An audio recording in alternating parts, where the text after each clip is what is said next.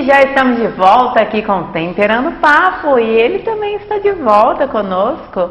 Lembra que eu prometi que Roberto Vitti iria voltar aqui? Pois então, professor de inglês, nos dará ótimas dicas de como aprender o inglês mais fácil para os adultos e as formas também para as crianças iniciarem o inglês. Seja bem-vindo novamente, Roberto. Obrigado pelo convite, obrigado pela audiência, né? Obrigado, Marcos. E... Que é isso, seja bem-vindo. Obrigado. Roberto, com qual idade, qual a melhor idade para as crianças iniciarem o contato com a língua inglesa? A gente pode dar, no outro programa, a gente falou, na outra entrevista, a gente falou sobre adultos, né? Que os adultos têm uma forma diferente de aprender. Para quem está assistindo a gente, os pais, né, que tem preocupação para saber quando é que eu ponho meu filho na escola de inglês, eu conversando com pediatras, né, chegamos à conclusão, os pediatras, né, os estudos, a partir dos 2 anos de idade, né, não antes disso, porque senão a criança ela se confunde, né, e criança tem mais desenvoltura, então deixa ela primeiro aprender o idioma de casa para depois entrar em alguma escola que ensine inglês, ou escola bilíngue, né.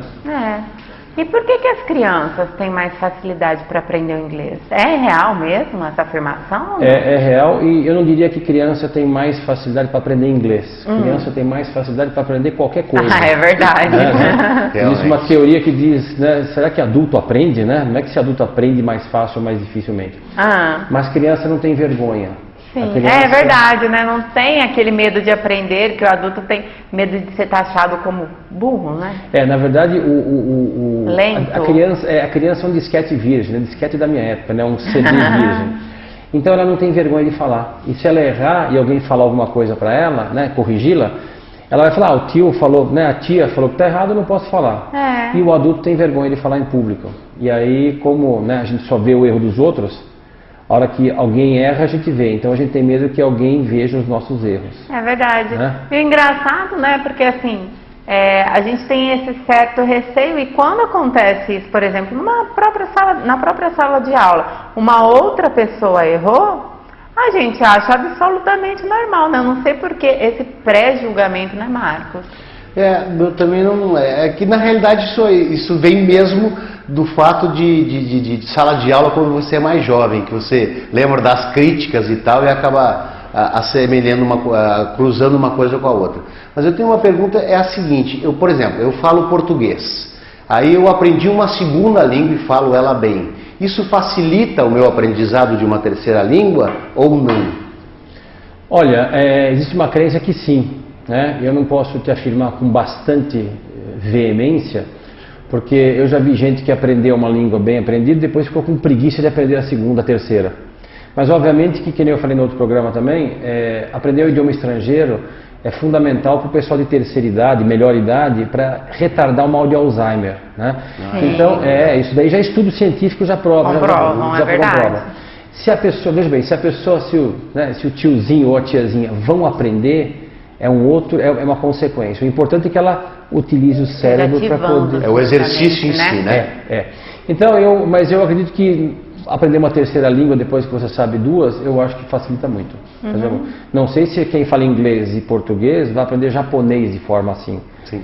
Porque do mesmo jeito que português e inglês, né, espanhol é sujeito, verbo e resto da frase. Japonês eu não sei, alemão já não é, que eu conheço um pouco, mas obviamente que facilita, a pessoa já não entra com tanto medo, né? Sim. Agora voltando para o nosso assunto crianças, né? E os pais? Qual o melhor comportamento dos pais para essa criança aprender melhor o inglês?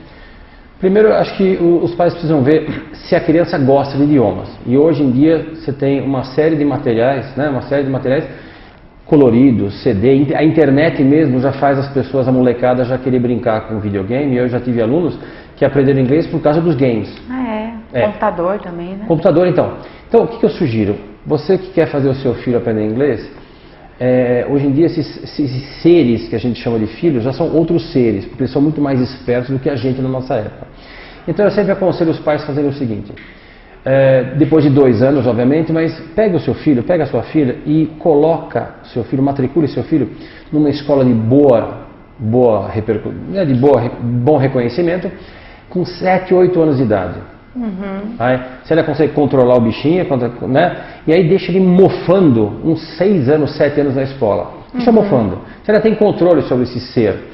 E aí ele vai fazer 6, 7 anos de aula de inglês, vai chegar dos 8 até os 14, 15, 16 anos, aí você já perdeu o controle, e aí você pega esse cidadão que já tem uma boa gramática, já se alfabetizou nesse idioma, e manda a sua filha para um intercâmbio. E deixa ele lá um ano numa escola fazendo high school, fazendo o colegial lá, o ginásio, porque assim ele vai ter uma boa gramática, vai ter um bom embasamento, e quanto mais cedo melhor, e vai se desembaraçar para falar. Com certeza, Tá. e vai se desenvolver assim, sem sombra de dúvidas aqui no Brasil quando voltar, né? Afinal ele vai ter emprego em todos os campos. Justamente, e lembrando de uma coisa, hoje em dia inglês não é mais diferencial. Ter inglês não quer dizer que você tem um diferencial na hora de você procurar emprego. Na verdade, não ter inglês é um diferencial negativo. As pessoas não perguntam mais se você sabe inglês. As pessoas perguntam, e aí, como é que está seu inglês? Já perguntam como é que está, não perguntam se tem. Né? É verdade. E aí, mandarim, e pergunta outra coisa. Então, o pessoal que está assistindo a gente, lembra, deve ter muitos pais aí que estão Ai, meu Deus, não fala. pastando para aprender inglês. Deixa o seu filho já preparado com isso daí. Com e deixa, certeza, já é deixa verdade. Vamos preparar os nossos Sim, filhos, lógico. sobrinhos, a idade mais jovem aí. Chefe, como anda o seu inglês? Mal. Muito mal. Então eu vou fazer um teste com você. What's your name? My name is Marcos Chines. Só falar isso já mostra que ele tem coragem de abrir a boca. Tem gente que já fica assim, né, morrendo de medo, né?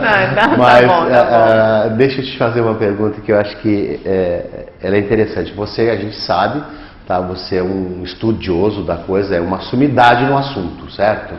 Um cara que desenvolveu diversos métodos de ensino, tá, da língua inglesa, e já que a gente está falando em crianças, eu quero saber qual aquele que você identificou como o melhor método que você desenvolveu para as crianças. Eu não foco o meu trabalho em cima de crianças, porque já tem muita gente que faz isso, tá? Eu não vou poder te responder isso, vou te desapontar com relação a isso, mas a criança tem uma grande vantagem, que quando você vai ensinar inglês para criança, por exemplo, você vai colocar a criança pequenininha numa escola que seja bilíngue, eles vão brincar, falar, amarelo quer dizer yellow, amarelo é yellow, mas aí eles fazem um elefante amarelo e falam, esse é o yellowfante. Né? Vai falar vermelho, red, faz um jacaré vermelho e fala jacared. Faz um urubu azul, fala urublu, e assim vai, tem que ser assim. Legal, Legal, muito bom. técnica. Bacana. Aliás, metodologia de ensino para criança é uma delícia para adulto, tá? Adulto gosta mais do que criança. Né? O adulto vai contando piada depois para os amigos, né? Lógico, Tomando um lógico. suquinho e contando a piada. Posso só fazer uma interrupção? Claro. Por que criança aprende mais idiomas? Por que um chinesinho na China fala chinês? Porque eu, quando era pequeno, eu falava alemão, sem regra de gramática, porque a criança ela vai repetindo como se fosse um papagaio. É né? verdade. E não tem vergonha de mostrar algum erro. Então ela fala tataúga, depois você a corrige e fala tartaruga, e vai indo. Se ela aprender um idioma estrangeiro, talvez, na minha cabeça fica o seguinte, ela vai falar tartaruga e vai falar em inglês turtle. Para ela tanto faz qualquer uma, ela não sabia nem tartaruga antes, então turtle e tartaruga é a mesma coisa. Então ela fala assim, esse som equivale àquele bichinho de casca dura e que anda devagar. Então ela não tem esse trauma, essa coisa que o adulto faz, isso é português e isso é inglês. E o adulto tem um problema, né? Ele parece que quando ele paga a escola de inglês, ele se exige, né? Ter perfeição. Verdade. A gente Ser fala- pelo menos o melhor aluno da classe. E Cobra. na minha época, verdade. quando um fazia uma escola e outro fazia outra, um queria provar que a outra Competir. escola... Como time de futebol, né? né? Eu tenho um carro de uma marca, eu acho que o meu é melhor. Então a criança ela vai desembestadamente a falar e dane-se, né? O mundo que se adeque a mim. E o adulto, parece que quando ele paga a escola de inglês, ele quer falar certo. O português não. Né? O português ele fala, é para nós fazer, é nós na fita, né? E a comunicação foi feita. E aí o adulto fica com vergonha, né? De quer ser o... Sim, pode ser. Pode ser não, com certeza, né? Com certeza. Você já tem uma vasta experiência nessa área. Agora me fala, vamos mudar um pouquinho, vamos deixar os nossos baixinhos crescerem um pouquinho Tá bom. e vamos entrar na área adulta de novo. As melhores técnicas que você tem, porque você é um especialista nisso. Existe, que nem eu falei da outra vez, a palavra andragogia, que, como disse a menina que trabalha comigo de marketing, ela nunca compraria algum curso que tivesse o nome de andragogia. Mas a andragogia é a pedagogia do ser humano adulto, é como o ser humano aprende, adulto. ele aprende comparando, não tem jeito.